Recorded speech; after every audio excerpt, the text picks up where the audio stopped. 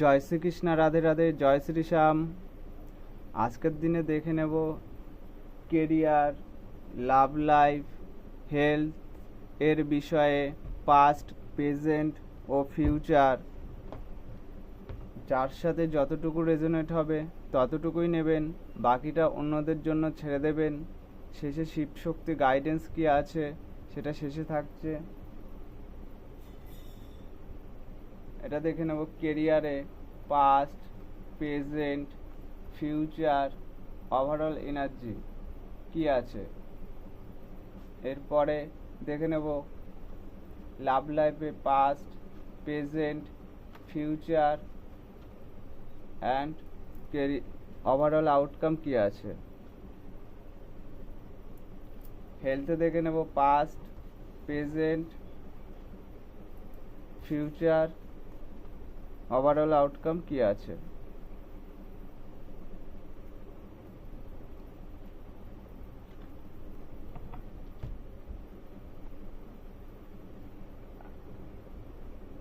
এটা collective general reading, যার সাথে যতটুকু রেজোনেট হবে ততটুকুই নেবেন, বাকিটা অন্যদের জন্য ছেড়ে দেবেন। পাস্টে দ্য ম্যাজিশিয়ান কার্ড এসে, এটা কেরিয়ারের বিষয়ে বলছি, এরপরে লাভ লাইফে বলবো, তারপরে হেলথ। পাস্টে তুমি আগে অনেক স্কিল ও আইডিয়া নিয়ে কাজ শুরু করেছিলে, কিন্তু সব কিছু একসাথে করতে গিয়ে ফোকাস হারিয়েছিলে। তোমার কাছে সব রিসোর্সেস ছিল, ঠিক আছে, সব রিসোর্সেস ছিল, ফোকাস হারিয়েছিলে তুমি।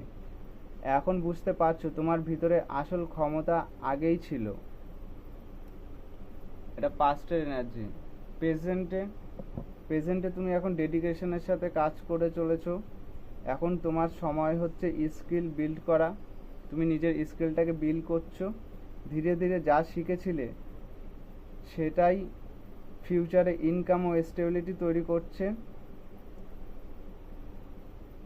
কনসিস্টেন্সি এখন তোমার সবচেয়ে বড় পাওয়ার। তুমি ফোকাসের সাথে তুমি যদি কনসিস্টেন্সি করো এবং তুমি ফোকাসের সাথে যদি ডেডিকেশনের সাথে কাজ করতে থাকো, তাহলে তোমার ফিউচারটা ব্রাইট হবে। এবং তোমার সবচেয়ে বড় পাওয়ার হচ্ছে তোমার কনসিস্টেন্সি। হুইল অফ ফরচুন এসছে, এটা একটা ধার্মিক কার্ড। অনেস্ট থাকতে হবে। হঠাৎ ভাগ্যের পরিবর্তন আসতে পারে। আপনি যদি সৎ থাকেন তাহলে আপনার হঠাৎ করে ভাগ্যের পরিবর্তন আসতে পারে, নতুন কাজের সুযোগ আসতে পারে, প্রোগ্রেস গ্রোথ হতে পারে, লাইফে আনএক্সপেক্টেড সুযোগ আসতে পারে, হঠাৎ করে কোনো সুযোগ চলে আসতে পারে কাজের ক্ষেত্রে। যে কোনো জায়গায়